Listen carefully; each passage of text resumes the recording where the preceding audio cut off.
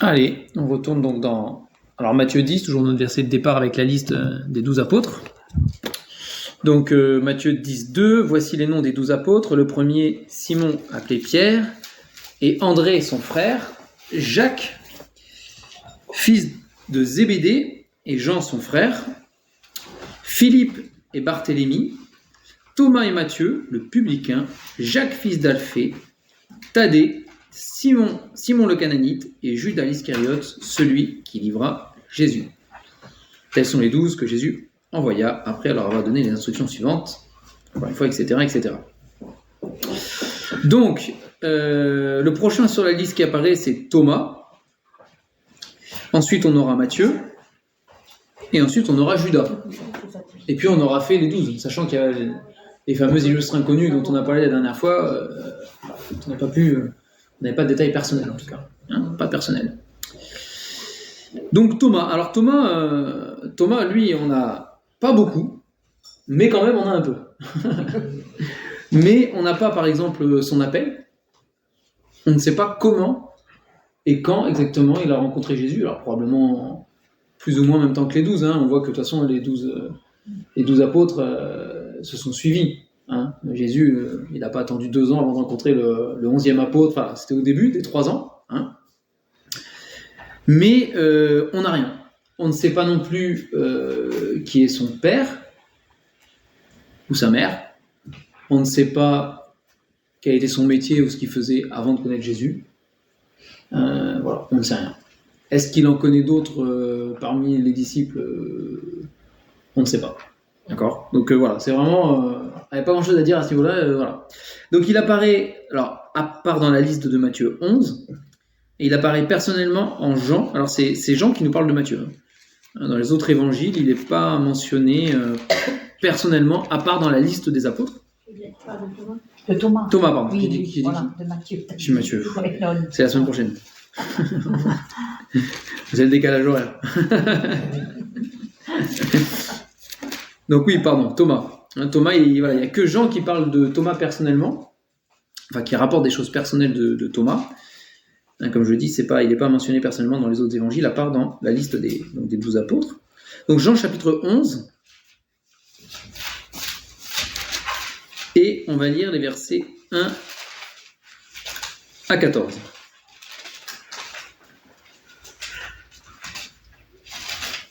« 1 à 16, pardon. Pourquoi j'ai mis 14 ? C'est une erreur. De 1 à 16. « Il y avait un homme malade, Lazare de Béthanie, village de Marie et de Marthe, sa sœur.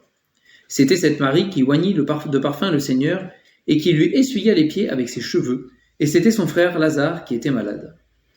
Ses sœurs envoyèrent dire à Jésus, « Seigneur, voici, celui que tu aimes est malade. » Après avoir entendu cela, Jésus dit, « Cette maladie n'est point à la mort, mais elle est pour la gloire de Dieu, afin que le Fils de Dieu soit glorifié par elle. » Or, Jésus aimait Marthe et sa sœur et Lazare. Lorsqu'il lui apprit que Lazare était malade, il resta 2 jours encore dans le lieu où il était. Et il dit ensuite aux disciples, « Retournons en Judée. » Les disciples lui dirent, « Rabbi, les Juifs tout récemment cherchaient à te lapider et tu retournes en Judée ?» Jésus répondit, « N'y a-t-il pas 12 heures au jour ? Si quelqu'un marche pendant le jour, il ne bronche point, parce qu'il voit la lumière de ce monde. Mais si quelqu'un marche pendant la nuit, il bronche, parce que la lumière n'est pas en lui. » Après ces paroles, il leur dit, « Lazare, notre ami dort, mais je vais le réveiller. » Les disciples lui dirent, « Seigneur, s'il dort, il sera guéri. » Jésus avait parlé de sa mort, mais ils crurent qu'il parlait de l'assoupissement du sommeil. Alors Jésus leur dit ouvertement, « Lazare est mort. Et, à cause de vous, afin que vous croyiez, je me réjouis de ce que je n'étais pas là. Mais allons vers lui. » Sur quoi Thomas, appelé Didyme, dit aux autres disciples, « Allons aussi, afin de mourir avec lui. » Alors, si vous voulez la suite de l'histoire, voilà, vous la lirez, probablement vous la connaissez, hein, c'est l'histoire de la résurrection de Lazare, de toute manière. Donc ici, on apprend une chose sur Thomas, déjà, c'est qu'il est appelé Didyme, donc c'est son surnom, d'accord ? Alors voilà, Simon il est appelé Pierre, etc. Hein. Les fils du tonnerre, voilà, c'est leur surnom. Et lui, il l'appelait Didyme. Alors, j'ai regardé, Didyme, ça veut dire les jumeaux. Alors, ce qui est curieux, c'est que Thomas, ça veut dire le jumeau. D'accord ? Et Didyme, ça veut dire deux jumeaux. Deux. Non, ils sont deux. Deux jumeaux. Donc, c'était son surnom. Alors, on peut en déduire probablement que Thomas était jumeau.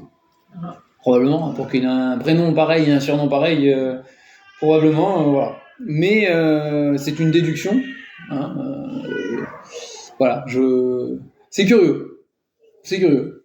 Nous, on n'aurait peut-être pas l'idée de surnommer quelqu'un les jumeaux.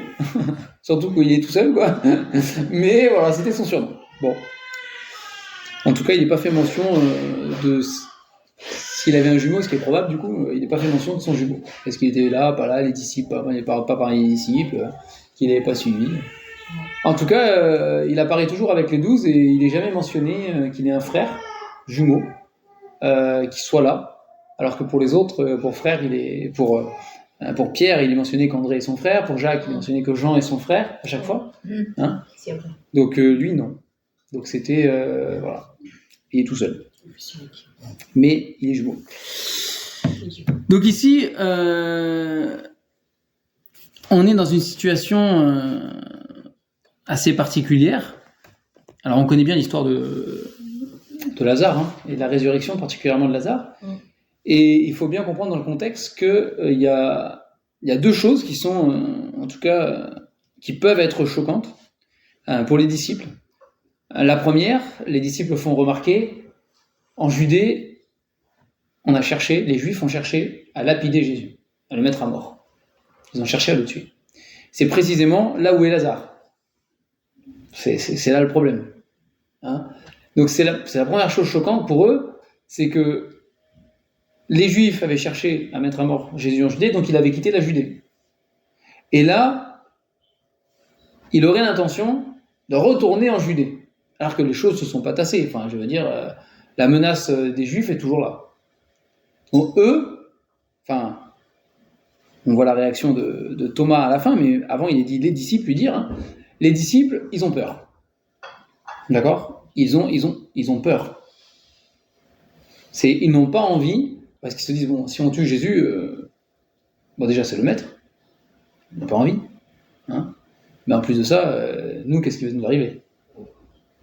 Il n'y a pas que lui, on est ses disciples. Hein, et c'est cette peur qui fera faire des bêtises à Pierre plus tard, quand on lui demandera, est-ce que tu connais cet homme ? Et il dira, non, je ne le connais pas. Hein, cette peur que Pierre avait là, quand il a renié le Seigneur 3 fois, hein, c'est la peur qu'on retrouve ici chez les disciples. Bon, on va le suivre, de toute façon ils vont le suivre, hein. Mais bon, ils ne sont pas rassurés. Donc c'est la première chose qui est choquante pour les disciples, retourner en Judée alors que là-bas on veut le mettre à mort. Pas normal. Et la deuxième chose dans ce passage qui est choquante, c'est le fait que Jésus attend que Lazare meure pour y aller. Parce que c'est vraiment ce qu'il fait. Hein, et d'ailleurs, la phrase la plus choquante, c'est le verset 15. « Et à cause de vous, afin que vous croyiez, je me réjouis de ce que je n'étais pas là. » Mais allons vers lui. Donc Jésus est en train de leur dire, je me réjouis de ne pas avoir été là pour le sauver, pour le guérir et pour qu'il échappe à la mort. Alors bien sûr, Jésus sait qu'il va ressusciter Lazare, on est d'accord. Hein, oui. Mais c'est quand même choquant. Il dit, ben voilà, je suis bien content de ne pas avoir été là et de ne pas l'avoir guéri. Parce que ce qui va se passer est un témoignage pour vous, hein, afin que vous croyiez. C'est quand vous allez voir un mort, ils ne le savent pas encore, hein, mais quand vous allez voir un mort, depuis 4 jours déjà, sortir du tombeau vivant, là, vous allez comprendre des choses. Vous avez tous vu qu'il est bien mort. Ah là, de toute façon, il est bien mort, je suis bien mort. Et vous allez comprendre la puissance du Fils de Dieu. C'est pas juste le maître dont on est content d'entendre les enseignements de la parabole du semeur, etc. C'est pas juste ça. C'est que, voilà, quand je dis que, alors, il le dira plus tard et on va le voir, hein, quand Jésus dit qu'il est la vie, il est vraiment la vie. Hein, quand il dit je suis la résurrection et la vie, celui qui croit en moi vivra même s'il meurt, C'était plus juste une parole, là. Ils ont vu Lazare sortir vivant. Enfin, ils le verront, parce que là, du coup, ils l'ont encore vu. Hein. Mais, donc, voilà, ce sont deux choses qui sont choquantes ici. Et on a donc, dans, on va dire, toutes ces émotions qui secouent probablement un peu les disciples, on a une parole de Thomas, très fataliste. Verset 16. Sur quoi, donc après tout ça, donc après qu'il leur ait dit, bah oui, d'accord, on cherche à me mettre à mort, mais on va quand même y aller. Après qu'il leur ait dit, je suis bien content de ne pas avoir été là, parce que comme ça, vous allez voir, vous allez croire. Alors qu'ils n'ont pas compris, ils ne comprenaient pas encore ce qui se passait. On a Thomas, verset 16, qui dit aux autres disciples. D'accord, donc il n'est pas dit qu'il le dit à Jésus, mais il le dit aux autres disciples. Alors bien sûr, le Seigneur Jésus, il sait tout, il entend tout. Mais bon, il ne le dit pas au Seigneur, mais aux disciples, il dit, allons aussi, afin de mourir avec lui. Il n'y a pas de... Là, dans la tête de Thomas, il n'y a pas de doute.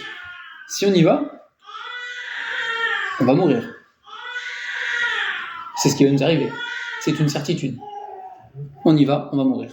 Et il ne dit pas aux autres, on va dire au maître, non, on n'y va pas, ou je sais pas, moi, il aurait pu, je sais pas, moi, chercher à argumenter, ou leur dire, écoutez, les gars, on va tous voir Jésus ensemble, il dit, écoute, maître, on va pas aller là-bas pour mourir, il y avait une autre solution, je sais pas. Non. Il dit, allons aussi afin de mourir avec lui. Donc, alors on va voir, hein, les paroles de Thomas en général, c'est quelqu'un, on connaît bien Thomas, je crois que ce que je vois, c'est ce qu'on retient de Thomas en général. Hein. Mais évidemment, on va y arriver après à ce passage-là. Mais il a un caractère particulier, Thomas.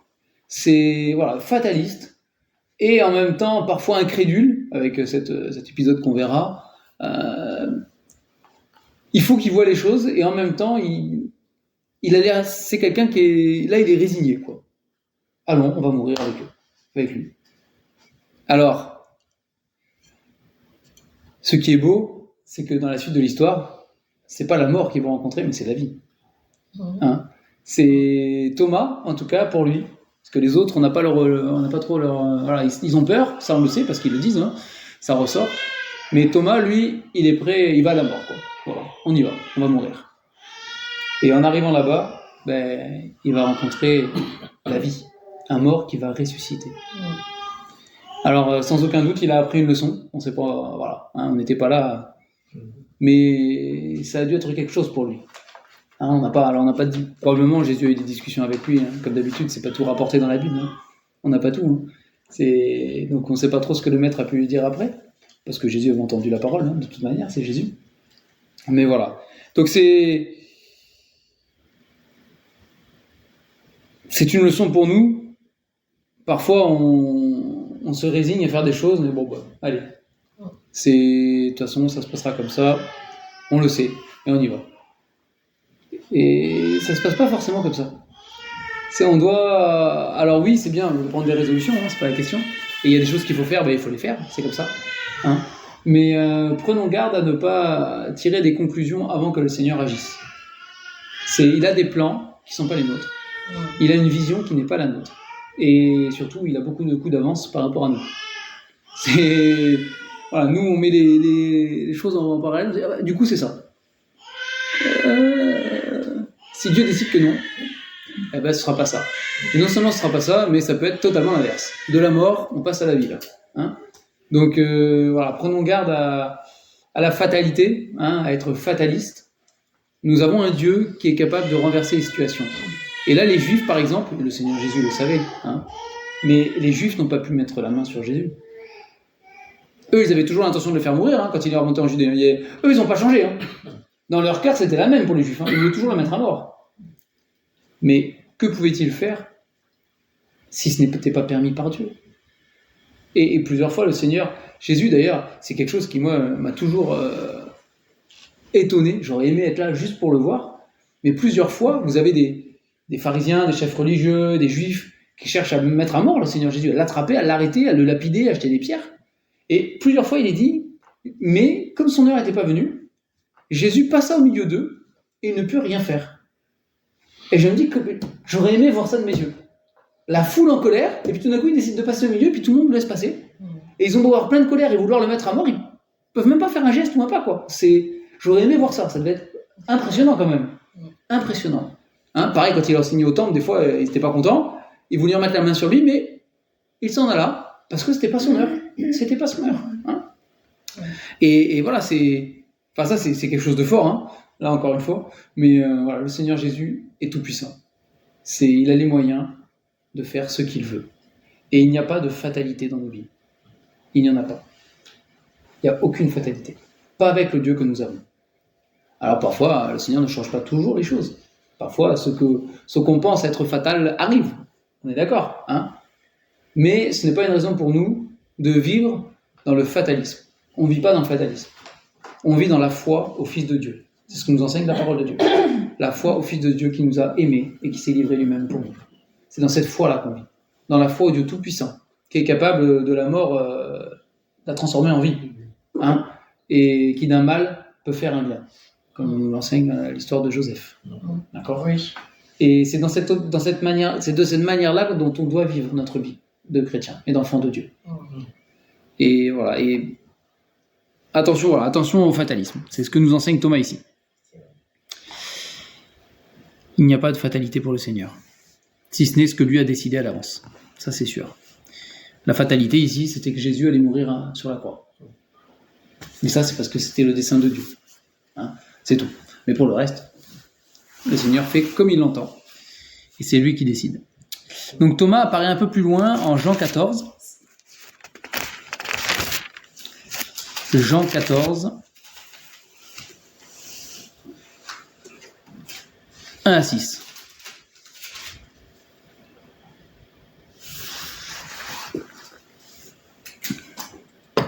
Jean 14, 1 à 6. On avait déjà lu ce passage quand on a parlé de Philippe, il me semble. C'est Philippe après qui pose la question, non ? Oui, c'est ça, hein ? Oui, on a vu Philippe qui disait montre-nous le Père. Et donc on va lire les versets, donc 1 à 6 simplement. Il est dit que votre cœur ne se trouble point, croyez en Dieu et croyez en moi. Il y a plusieurs demeures dans la maison de mon Père. Si cela n'était pas, je vous l'aurais dit, je vais vous préparer une place. Et lorsque j'en m'en serai allé, et que je vous aurai préparé une place, je reviendrai, et je vous prendrai avec moi, afin que là où je suis, vous y soyez aussi. Vous savez où je vais, et vous en savez le chemin. Thomas lui dit, « Seigneur, nous ne savons où tu vas. Comment pouvons-nous en savoir le chemin ?» Jésus lui dit, « Je suis le chemin, la vérité et la vie. Nul ne vient au Père que par moi. » Hein, donc ce beau verset qu'on connaît bien. Oui. Donc ici, on l'avait vu la dernière fois, ce passage fait suite à Jésus qui leur a annoncé qu'il allait mourir, ressusciter. En tout cas, il doit partir. Encore une fois, et c'est normal, ils n'avaient pas compris ce que disait vraiment Jésus, comme d'habitude, mais c'est pas anormal. C'est pas anormal, on n'aurait pas compris non plus. C'était pas concevable pour eux, ces choses-là. Mais ils n'ont pas compris. En tout cas, Jésus, à l'avance, les rassure. Croyez en Dieu, que votre cœur ne se trouble pas. Croyez en Dieu, croyez en moi. Et puis, il se met à leur parler en disant que voilà, il va devoir partir, préparer une place, revenir les chercher, etc. Et Jésus leur dit, vous savez où je vais, et vous en savez le chemin. Ils auraient pu le savoir. C'est pas, Jésus se trompe pas, même si eux, ils n'avaient pas compris. Jésus a raison. Il leur a dit plusieurs fois. Ailleurs, il leur a dit, je m'en vais au Père. Donc, il leur a dit où est-ce qu'il va. Et le chemin par lequel il doit passer, même s'ils n'ont pas tout compris, Jésus leur a expliqué qu'il devait mourir. Il l'a dit plusieurs fois. Parfois par des images, parfois de manière peut-être un peu plus directe, mais à chaque fois, ils n'arrivaient pas à le concevoir. Mais ils auraient eu les moyens quand même de le savoir. Donc Jésus leur dit, vous savez où je vais, et vous en savez le chemin. Et là, on a perdu Thomas. Alors peut-être les autres disciples aussi, mais il n'est pas question qu'il parle à ce moment-là. Mais Thomas, on l'a perdu.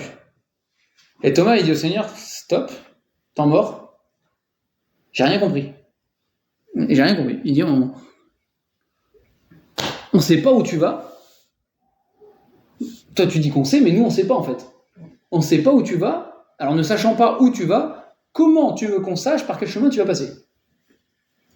Déjà, on ne sait même pas où tu vas. Donc, on voit chez Thomas, encore une fois, il est... je ne sais pas comment le caractériser, mais Ouais, un peu. C'est un peu ça. C'est-à-dire que lui, les images, les trucs, on a l'impression que... Hein, bah alors ça colle aussi avec le fait que faut qu'il soit là pour voir, sinon il croit pas, hein, peut-être, mais il y a un peu, voilà, il y a un peu ce caractère-là quand même qui ressort, c'est vrai, hein, dans ces réponses-là. Tu me parles de trucs là, c'est abstrait. Finalement, dis-nous où tu vas et montre-nous le chemin et puis c'est bon, on saura comment faire quoi. Mais là, je suis perdu, hein, je suis perdu.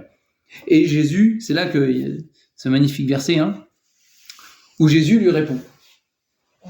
Donc Jésus se met à sa portée pour lui expliquer. Alors, on n'a pas la suite. Probablement Thomas a compris peut-être pas tout, parce qu'encore une fois, ils avaient du mal à comprendre la croix. En tout cas, ils ne pouvaient pas la comprendre, c'est sûr et certain. Hein, ça, c'était hors de portée, complètement. Hein. Mais Jésus va se mettre quand même au niveau de Thomas, hein, et il va lui dire, bah, écoute, c'est moi le chemin en fait. Je suis le chemin, la vérité et la vie. Et nul ne vient au Père que par moi. Donc la destination, c'est le Père. Et le chemin, bah, c'est moi. Il n'y a pas d'autre chemin. Hein, nul ne vient au Père que par moi. Il n'y en a pas d'autre. C'est peut-être des gens proposeront des idées, ils en auront, mais ce sera faux. Le seul chemin pour accéder au Père, Jésus il dit, c'est moi. Je suis ce chemin-là. Alors, est-ce que c'était encore trop abstrait pour Thomas? On ne sait pas, parce qu'on n'a pas la suite, encore une fois. Hein, on n'a pas toujours... on aimerait parfois savoir ce que Thomas a compris ou s'ils ont eu des discussions après. On ne sait pas. En tout cas, ça restait quand même assez abstrait, même si il allait se mettre au niveau de Thomas, ça restait quand même assez abstrait. Jésus qui dit à Thomas, bah, c'est moi le chemin. Je ne sais pas comment on aurait compris ça, nous. À l'époque, hein, Jésus qui dit, bah, c'est moi le chemin. Alors, attends, ça veut dire quoi? Qu'est-ce que ça veut dire? Hein? Mais bon, il dit le chemin, la vérité et la vie quand même. Hein. Le chemin, la vérité et la vie. Et donc, ce qui est sûr, c'est que Thomas, comme les autres, ils avaient compris qu'il fallait suivre Jésus. De toute façon. Hein. Donc pour eux, suivre Jésus, c'était physique. D'accord? À l'époque. Oui. Jésus était là. Et d'ailleurs, alors on n'a pas l'appel de Thomas, mais l'appel des autres qu'on a, à chaque fois, Jésus dit « Suis-moi ». Hein, à Pierre, à André, à Jacques, à Jean, il leur dit « Suis-moi ». Donc vous avez compris, il faut suivre Jésus. Hein, et d'ailleurs, quand Jésus parfois se mettait un peu à l'écart ou autre, vite il fallait retrouver le maître. Hein, on valait pas quand même des fois qu'on le perdrait, ou je sais pas quelles étaient leurs pensées, mais il fallait le suivre. Donc vous avez compris, physiquement en tout cas, il fallait le suivre. Mais Jésus était justement en train de leur dire que physiquement il n'allait plus être là à un moment. Et c'est là où, pour Thomas et probablement pour les autres, hein, il y a un truc qui bug. Comment on peut le suivre s'il n'est plus là? Alors, eh oui. Alors, Jésus au verset 1, hein, il leur dit que votre cœur ne se trouble pas. Croyez en Dieu, croyez en moi. Par la foi. Maintenant, Jésus est un peu comme Nicodème. Peut-être. Sauf que lui, il suit vraiment Jésus, là, pour le coup. Et il a accès à tous les enseignements de Jésus. Ce qui n'était probablement pas le cas de Nicodème, puisqu'il est venu le voir une fois, en tout cas, c'est ce qui est mentionné. Après, on ne sait pas, mais ouais. Mais du coup, Jésus leur dit, hein, croyez en Dieu et croyez en moi. C'est faites-moi confiance. C'est comme ça que vous me suivrez, c'est comme ça que vous marcherez avec moi, même si physiquement je ne suis pas là, faites-moi confiance. Alors, pour tout le contexte, si vous lisez après, hein, Jésus leur dit aussi qu'il va, alors c'est verset 27, hein, je vous laisse la paix, je vous donne ma paix aussi. Hein, et pareil au verset chapitre 16, un peu plus loin, il leur dit aussi qu'ils ne seront pas tout seuls pendant son absence, qu'il va leur envoyer le consolateur. D'accord, donc l'Esprit Saint. Donc ils ne sont pas tout seuls. Mais voilà, en tout cas, encore une fois pour Thomas, peut-être un peu du mal parfois à comprendre les réalités spirituelles que Jésus enseignait. Il n'est pas le seul, hein, mais là c'est lui qui est mentionné. Et finalement, on est un peu comme ça parfois aussi. Hein. Parfois on lit la parole, ou on écoute des prédications, ou des messages, ou des enseignements, Et parfois, certaines réalités spirituelles, on a un peu du mal à les saisir. C'est normal, hein. On ne comprend pas tout. Hein. Des fois, il y a des choses qui nous échappent. Ça ne nous empêche pas de faire confiance à Dieu et de continuer à avancer. Et puis, petit à petit, le Seigneur aussi nous révèle, le Seigneur nous enseigne, le Seigneur nous montre, le Seigneur nous fait quand même avancer. C'est pas une fatalité qu'on reste aussi dans cet état-là. C'est Thomas, à ce moment-là, d'accord, mais après, il a vécu des choses et il était apôtre du Seigneur et ça n'empêchait pas qu'il ait pu exercer son ministère, même si à certains moments on voit qu'il est peut-être un peu déconnecté par rapport à ce que Jésus dit. Ça nous arrive à tous, hein, parfois d'être déconnecté par rapport à ce que dit la parole, de pas saisir les choses. C'est comme ça, hein. Mais nous avons un avantage, si on peut le dire comme ça, hein, puisqu'il nous est dit dans Corinthiens notamment que nous avons l'Esprit de Dieu. Si nous sommes nés de nouveau, nous sommes un homme spirituel, un homme nouveau. Et que l'Esprit de Dieu nous enseigne les choses et nous aide à comprendre aussi la parole de Dieu. C'est un privilège que nous avons, hein, d'avoir cela. Mais ça n'empêche pas que des fois, nous aussi on se retrouve peut-être un peu dépassés par les enseignements du Seigneur et on a du mal à le joindre avec la réalité de ce qu'on vit aussi, hein, parce que c'est ça pour Thomas. Hein. Il y a ce que Jésus lui dit, il y a ce que lui il est en train de vivre et ce qu'il doit faire, et puis voilà, ça colle pas, il n'arrive pas à concilier les deux. Ça nous arrive à nous aussi. Hein. Mais voilà, c'est pas une raison pour se décourager. Thomas, là, il n'a pas fait demi-tour, il est parti ailleurs, hein, mais il a continué à suivre Jésus jusqu'au bout. Et puis, on le verra, mais voilà, on le retrouve encore une fois après la résurrection à la Pentecôte, là, et il fait partie des disciples qui sont réunis pour prier et qui attendent la promesse de Dieu, hein, et qui exercent après un ministère aussi d'apôtre. Donc c'est encourageant pour nous aussi, à pas nous décourager quand on est parfois déconnecté. Passage suivant, je l'ai pas mis, oui. Jean 20, alors voilà, c'est le fameux passage. Donc il n'y a pas beaucoup, hein. Il n'y a pas beaucoup sur Thomas, mais ce qu'on a, c'est ce que le Seigneur a voulu qu'on ait. Jean chapitre 20 et les fameux versets 19 à 29, d'où est tiré le dicton je suis comme saint Thomas, je ne crois ce que je vois. Bref, on va laisser le dicton de côté parce que ça reste un dicton. Mais voici ce qui est dit dans la parole. Donc le soir, alors on est après la résurrection, d'accord, mais vraiment juste après. Les disciples n'ont pas encore vu le Seigneur Jésus, hein. Marie de Magdala l'a vu, est allée l'annoncer aux disciples, mais ils ne l'ont pas cru. D'accord ? Verset 19, le soir de ce jour, donc du jour de la résurrection, hein, qui était le premier de la semaine, les portes du lieu où se trouvaient les disciples étaient fermées à cause de la crainte qu'ils avaient des Juifs. Jésus vint, se présenta au milieu d'eux et leur dit « La paix soit avec vous ».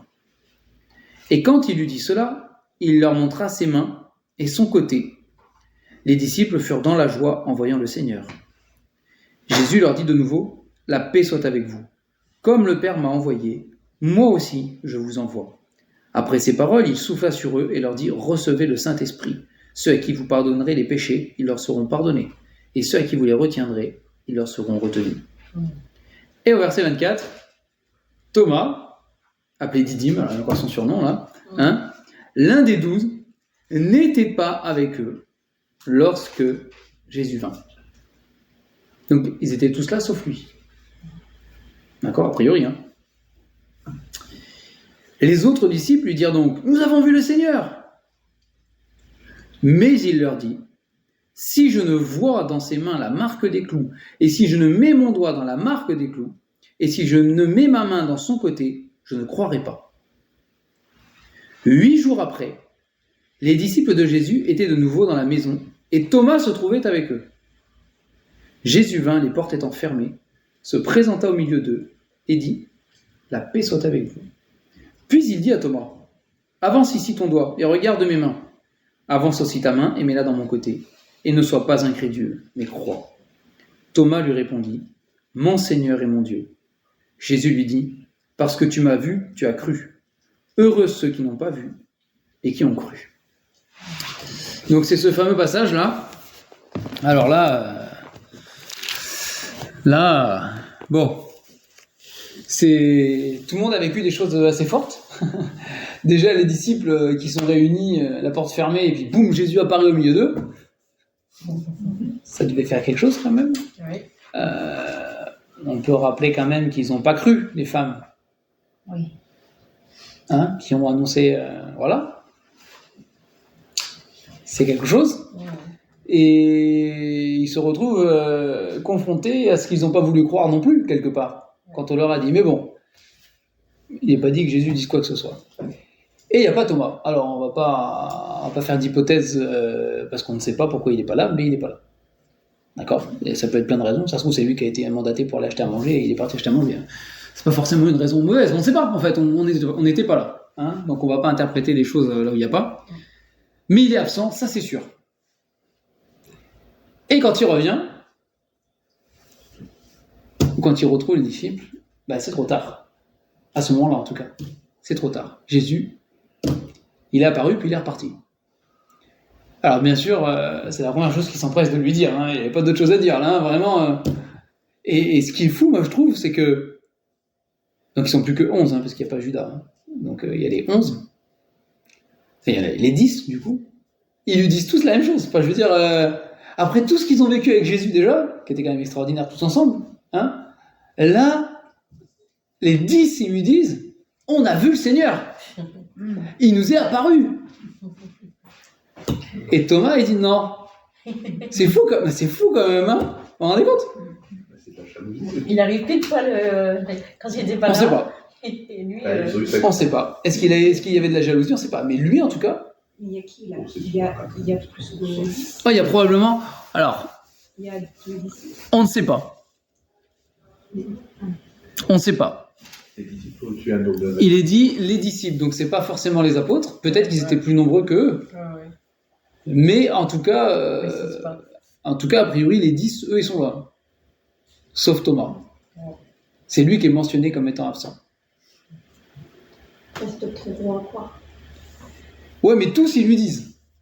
Tous, ils lui disent, on a vu le Seigneur. Et lui dit, moi, si je le vois pas moi-même, et même si je touche pas, voir suffit pas, hein. Si je touche pas dans la marque des clous, j'y croirai pas.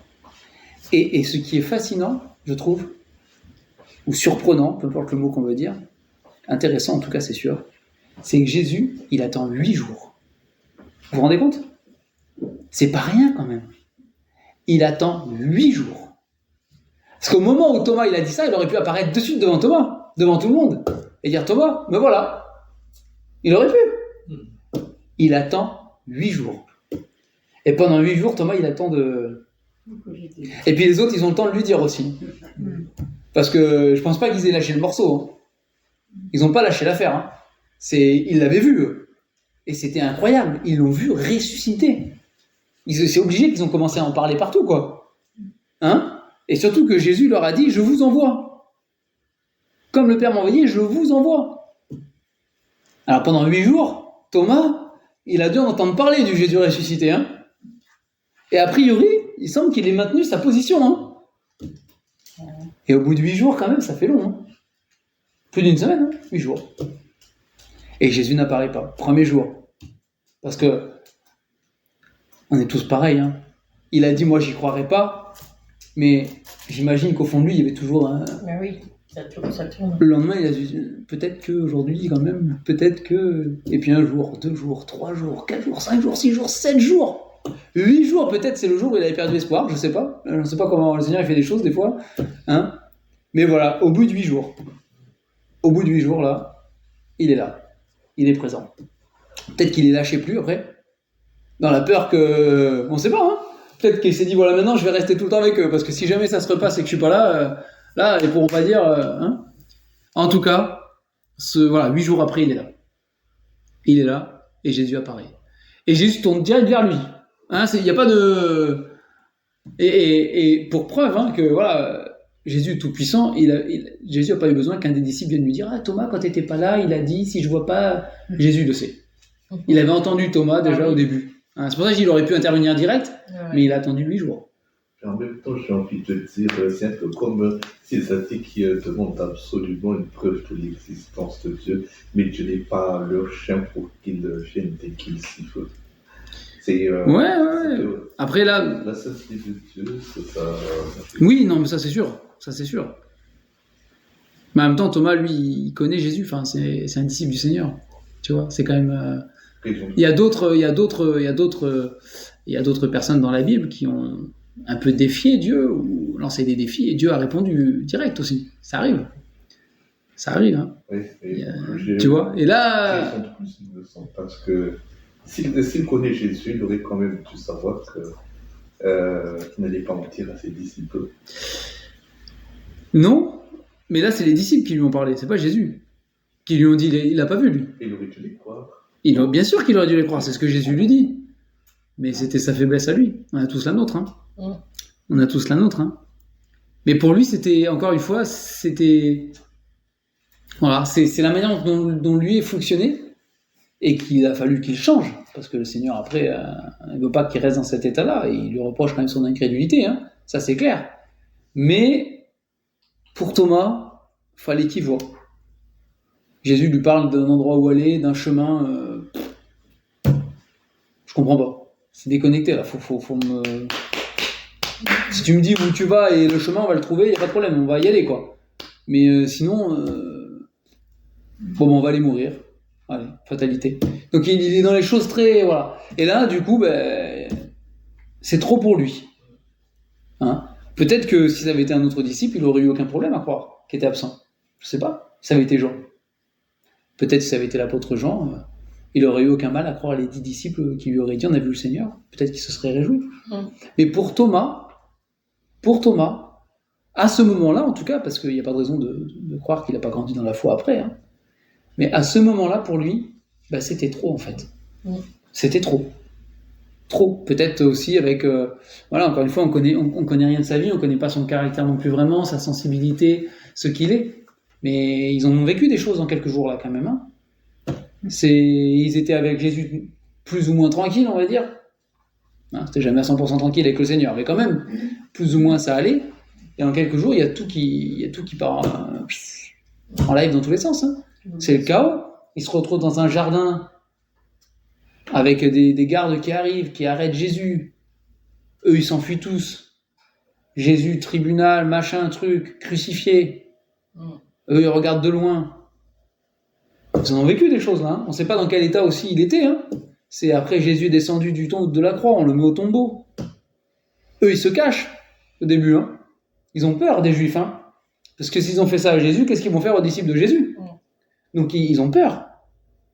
Donc ils ont vécu beaucoup de choses, quoi. Et peut-être que pour Thomas, c'était trop. De lui dire, il est apparu, je ne l'ai pas vu moi. Peut-être un peu de jalousie, en fait. Pourquoi pas ? Mais ce qui est sûr, c'est que il faut toujours essayer de se mettre un peu à la place de Dieu dans les choses. C'est que Jésus n'est pas apparu, puis ah mince, aujourd'hui il n'y a pas Thomas, tant pis, ce sera pour une autre fois.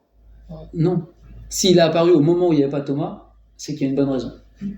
Le Seigneur a fait exprès. Oui. Il aurait pu choisir un moment où ils étaient tous là. Il n'y avait pas de problème. Mais le Seigneur a fait exprès qu'il n'y ait pas Thomas. Il a choisi le moment où Thomas n'était pas là. Parce qu'il avait quelque chose à apprendre à Thomas. Et puis, à nous, parce que c'est écrit. Oui, On est d'accord. Hein ? Mais Thomas, personnellement, il avait besoin d'apprendre quelque chose. Et il fallait qu'après, nous aussi, on ait la chose. Et donc, l'époque des Thomas, il y en a beaucoup. Hein. Il y en a toujours eu. Et puis Thomas, ça c'est sur un domaine, mais on est tous un peu Thomas sur certains domaines aussi. Il y a des choses qui sont peut-être pour nous trop. On n'arrive pas des domaines de notre vie où on n'arrive pas dans ce domaine-là à lâcher prise pour laisser à Dieu parce que on a besoin de rester dans le concret, dans des choses très physiques, très matérielles, très... Peut-être dans ce domaine-là, j'ai besoin de ça. Et j'y arrive pas. C'est trop en fait. De dire au Seigneur, là je te donne tout parce que je te donne ça parce que voilà, et puis je m'en occupe plus, je m'en inquiète plus, Des fois c'est trop, il y a des choses qui sont trop en fait, et tous on a un parcours différent, hein, voilà, on a un passé différent, on a un vécu différent, on a une éducation différente, une sensibilité différente dans nos âmes, on n'est pas tous les mêmes. Mais pour chacun d'entre nous, il y a des choses où parfois on dit Seigneur, c'est encore une fois, c'est au-delà de mes forces. Je peux pas. Et Thomas, à ce moment-là, avec tout ce qu'il avait vécu avant et tout aussi, ça compte, hein. Mais en tout cas, à ce moment-là, pour lui, on le voit, c'est trop. Ce qui lui est demandé, c'est trop. Et même si Jésus attend 8 jours, quand même, il apparaît quand même. Hein. Encore une fois, toujours pareil, le Seigneur Jésus va se mettre au niveau de Thomas quand même. Il va venir. Alors il va quand même faire un reproche, mais il va quand même apparaître, Thomas. Hein, il aurait pu dire, si tu veux pas croire, du coup je t'apparais plus à toi. Mais c'est pas comme ça que le Seigneur fonctionne. Hein, notre Dieu est un Dieu de grâce. Et il voit que c'est trop dur pour Thomas, alors il intervient pour Thomas quand même. Hein, c'est la prière de Saint Antoine, viens au secours de mon incrédulité dans les évangiles. Hein. C'est parce que il a dit à Jésus, si tu peux. Jésus dit, si je peux. C'est pas suffisant. Si je peux, rien n'est impossible. Si je peux, c'est pas suffisant. Et il lui répond, Seigneur, viens au secours de mon incrédulité. Hein. Et là, c'est clairement ce que fait Jésus pour Thomas. Il vient au secours de son incrédulité. Au bout de 8 jours, Thomas, il n'a pas changé d'avis, a priori, mais Jésus va venir. Et donc il apparaît, et on l'a lu, hein. Il dit à Thomas, avance ici ton doigt et mets ta main. Ne sois pas incrédule, mais crois. Quoi, c'est ça. Et ce qui est beau, c'est que peu importe notre état à nous, on voit que le Seigneur, il vient nous chercher là où on est. Et il veut nous amener à la foi. Il veut nous amener à lui faire confiance malgré tout. Et malgré ce qu'on est nous. Crois. Mais crois. C'est ça. Hein, Action, c'est la base de tout, on y revient toujours. Hein. C'est ça. Et Thomas, voilà, on a la réponse de Thomas, verset 28, une réponse magnifique. Peut-être un peu tard, nous on dirait humainement parlant. Hein. Et c'est un peu ce que Jésus lui dit quand même, pas aussi méchamment on va dire, mais voilà, quand même après. Hein. Mais voilà, mon Seigneur et mon Dieu. C'est Thomas, là, c'était pas une fausse excuse. Hein, c'est juste qu'il n'en était pas capable. Mais quand il le voit, pour lui, il n'y a plus de barrière à ce moment-là. Jésus a fait tomber la barrière qui le freinait lui, en fait. Hein. Et là, mon Seigneur et mon Dieu, quoi. Je reconnais que, voilà, tu es tout, en fait. Hein, tu es tout. Et Jésus lui dit, parce que tu m'as vu, tu as cru. Bon, c'est bien. C'est mieux que de rester dans l'état incrédule. Hein, c'est pas un état pour un enfant de Dieu, ça. Mais quand même, il dit, heureux ceux qui n'ont pas vu et qui ont cru. Hein. Et le Seigneur dit voilà que il y a une joie particulière, un bonheur particulier, hein, qui accompagne ceux qui croient sans voir. Ce n'est pas pareil. Ce n'est pas la même chose. Et nous, qui avons cru, nous faisons partie de cette catégorie de ceux qui ont cru sans voir. Alors attention, parce que les 10 autres apôtres là, ou les disciples qui étaient présents, ils n'ont pas cru sans voir non plus. Hein. Ce qu'il dit à Thomas là, il aurait pu le dire aussi aux autres. C'est quand Jésus leur est apparu qu'ils ont cru. Eux aussi, hein. La différence avec Thomas, c'est qu'ils l'ont tous vu sauf lui, donc tous lui ont dit, et puis lui, il n'a pas voulu croire. Mais, c'est la même chose. Ils ont vu, et ils ont cru. Et après, une fois que Jésus va remonter au ciel, ce sera fini. Il n'y aura plus que des gens, hein, qui vont croire sans voir. Et les apôtres passeront leur temps à répéter à tous, si. Je pense que même Thomas, d'ailleurs, a dû le faire après. Si, on l'a vu, on est témoins. Hein, ce que les autres ont dit à Thomas, avant qu'il n'a pas voulu croire, Thomas lui-même, après, en étant apôtre, en enseignant ce qu'il avait vécu avec le Seigneur Jésus et la résurrection et tout ça, Thomas lui-même, après, a dû dire à plein d'autres personnes derrière, si, je vous assure, je l'ai vu. Si, d'ailleurs, la première fois, j'ai pas cru. Après, il est venu. Là, je l'ai vraiment vu, je l'ai touché. Je suis témoin. Hein. Et ils ont passé leur temps à dire ça après. Nous sommes témoins, nous avons vu. Et les gens après ont dû les croire sur parole. D'ailleurs, selon la tradition, Thomas a évangélisé en Inde. Il y a une communauté qui se réclame. Selon la tradition, ouais, c'est vrai. Ouais. Qui se réclame de. Une communauté chrétienne en Inde qui se réclame descendante de. Oui, de l'apôtre ça Thomas. après, probablement pas. Mais pour le coup, c'est un peu. Mais en tout cas, c'est possible qu'il ait. Oui, j'ai compris. Ouais. Ouais, c'est improbable de toute façon. Mais ce qui est, voilà, on ne sait pas. Hein. Encore une fois, il fait partie des apôtres dont on ne sait rien par rapport à la fin. Et mais la tradition dit qu'effectivement, il est parti évangéliser du côté de l'Inde par là. Mais bon, on n'a pas une preuve non plus absolue. Hein. On n'a pas une preuve absolue de ça. En tout cas, voilà, pour ce passage-là, il y a à méditer aussi pour nous-mêmes. Hein, il y a des choses qui sont trop, mais on doit garder quand même foi dans le Seigneur.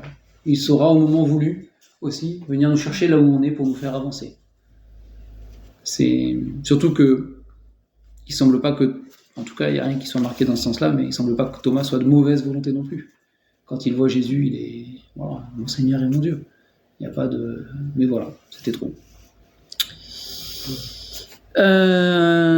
Dernier passage dans les évangiles où il est mentionné, c'est, alors on l'a déjà vu ce passage plusieurs fois, c'est en Jean 21, et donc encore une fois Jésus va apparaître alors à certains disciples, d'accord, avec une pêche miraculeuse de nouveau. Donc on avait lu ce passage où les disciples sont allés pêcher, enfin Pierre est allé pêcher, puis ils sont tous allés avec lui, ils n'ont pas voulu le lâcher, et ils n'ont rien pris, encore une fois. Et puis il y a quelqu'un sur le bord de la plage qui leur demande s'ils ont à manger, et puis c'est Jésus, hein. Et puis il leur dit de jeter le filet, et puis Pierre reconnaît que c'est Jésus, du coup quand il y a la pêche miraculeuse de nouveau, du coup il saute à l'eau pour le rejoindre, et puis les autres le rejoignent, et puis ils vont manger ensemble, hein. Et c'est là que Jésus va avoir cette discussion après avec Pierre, m'aimes-tu, Simon fils de Jonas, m'aimes-tu, hein. Et donc, simplement, Thomas est mentionné comme faisant partie des disciples, ils sont 7 seulement, qui vont vivre cette rencontre avec le Seigneur sur cette plage. Hein. Donc au verset 1, il est dit, Jean 21, 1, « Après cela, Jésus se montra encore aux disciples sur les bords de la mer de Tibériade, et voici de quelle manière il se montra. Simon-Pierre, Thomas, appelé Didyme, donc il est là, Nathanaël de Cana en Galilée, les fils de Zébédée, et 2 autres disciples de Jésus étaient ensemble. Simon-Pierre leur dit « Je vais pêcher ». Ils lui dirent « Nous allons aussi avec toi ». Ils sortirent et montèrent dans une barque, et cette nuit-là, ils ne prirent rien. Le matin étant venu, Jésus se trouva sur le rivage, mais les disciples ne savaient pas que c'était Jésus. Jésus leur dit « Enfants, n'avez-vous rien à manger ?» Ils lui répondirent « Non ». Il leur dit « Jetez le filet du côté droit de la barque, et vous trouverez. » Et ils le jetèrent donc, et ils ne pouvaient plus le retirer à cause de la grande quantité de poissons. Alors le disciple que Jésus aimait, donc c'est Jean, dit à Pierre, c'est le Seigneur. Et Simon-Pierre, dès qu'il eut entendu que c'était le Seigneur, mit son vêtement et sa ceinture, car il était nu, et se jeta dans la mer. Les autres disciples vinrent avec la barque, tirant le filet plein de poissons, car ils n'étaient éloignés de terre que d'environ 200 coudées. Lorsqu'ils furent descendus à terre, ils virent là des charbons allumés, du poisson dessus et du pain. Jésus leur dit, apportez des poissons que vous venez de prendre. Simon-Pierre monta dans la barque et tira à terre le filet plein de 153 grands poissons, et quoi qu'il y en ait tant, le filet ne se rompit point. Jésus leur dit, venez, mangez. Et aucun des disciples n'osait lui demander, qui es-tu, sachant que c'était le Seigneur. Jésus s'approcha, prit le pain et leur en donna, et il fit de même avec du poisson. C'était déjà la 3e fois que Jésus se montrait à ses disciples depuis qu'il était ressuscité des morts. 3 fois. La première fois, il n'y avait pas Thomas. La 2e fois, il y avait Thomas. La 3e fois, il y avait Thomas. Mais ils n'étaient pas tous là. Il n'y en a que 7 là, hein, pour le coup. Les autres n'ont pas assisté à ça. Hein, donc voilà, Thomas, qui était tristement absent la première fois, eh bien, il a eu le privilège quand même d'assister, alors que d'autres non, à une résurrection, enfin à une apparition, pardon, du Seigneur Jésus après la résurrection. C'est comme ça. C'est comme ça. Donc là, on n'apprend rien sur Thomas, hein, si ce n'est qu'il était présent lors de cette scène-là. Hein. Et puis après, il disparaît. Enfin, il apparaît la dernière fois comme les autres, hein, comme je vous l'ai déjà dit, en acte. Hop là. Acte 1:13. Voilà. Donc, bon, bien sûr, comme les autres apôtres aussi, il est présent lorsque Jésus monte au ciel. Hein, on l'a pas vu à chaque fois non plus, mais c'est pareil. Hein. Il est là quand Jésus est enlevé au ciel. Et puis, après, hein, au verset 12, ils retournèrent à Jérusalem, acte 1:12, de la montagne appelée des Oliviers qui est près de Jérusalem, à la distance d'un chemin de sabbat. Quand ils furent arrivés, ils montèrent dans la chambre haute où ils se tenaient d'ordinaire. C'étaient Pierre, Jean, Jacques, André, Philippe, Thomas, Barthélemy, Matthieu, Jacques, fils d'Alphée, Simon le Zélote, et Jude, fils de Jacques. Tous d'un commun accord persévéraient dans la prière avec les femmes et Marie, mère de Jésus, et avec les frères de Jésus. Voilà. Et donc, c'est la dernière fois où Thomas apparaît, comme beaucoup d'autres apôtres du coup, hein, finalement, dans la Bible.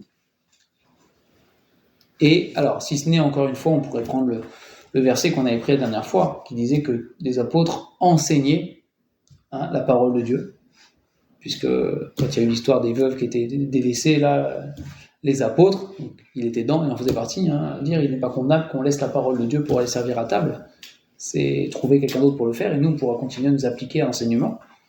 Donc, bien sûr, voilà, on sait qu'après, il a exercé pour un temps qu'on ne connaît pas du coup, mais il a exercé un ministère d'enseignant de la parole et de la bonne nouvelle de Jésus à Jérusalem, avec les autres apôtres, jusqu'à ce qu'ils soient dispersés, jusqu'à ce que peut-être effectivement ils soient partis missionnaires ailleurs. Mais en tout cas, la Bible n'en parle plus. Voilà, donc comme beaucoup d'autres.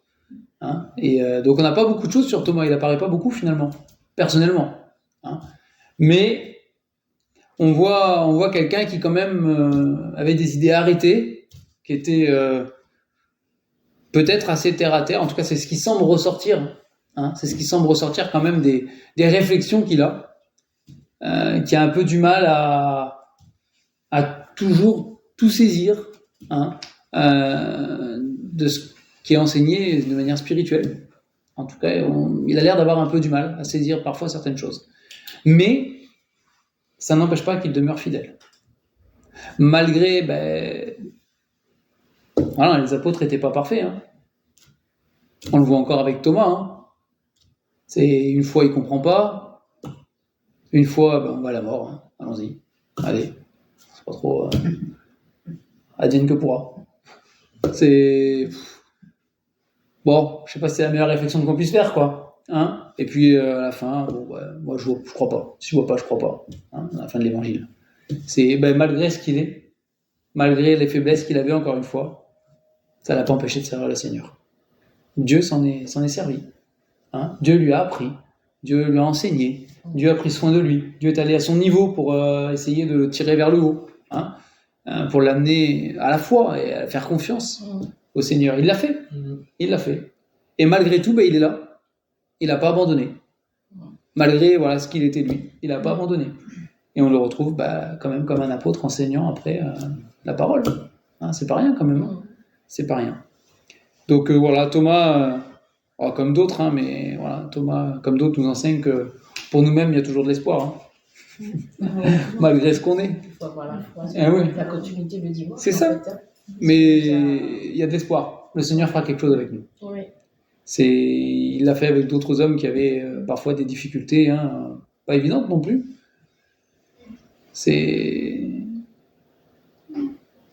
Voilà, le Seigneur le fera aussi avec nous. C'est la promesse. Hein. C'est Paul le dit, hein, j'ai l'assurance que celui qui a commencé en vous cette bonne œuvre la rendra parfaite pour le jour de Jésus-Christ. Alors à la fin, quoi. Mais il travaille. Le Seigneur est bon. C'est bon, il est là. C'est ça, exactement.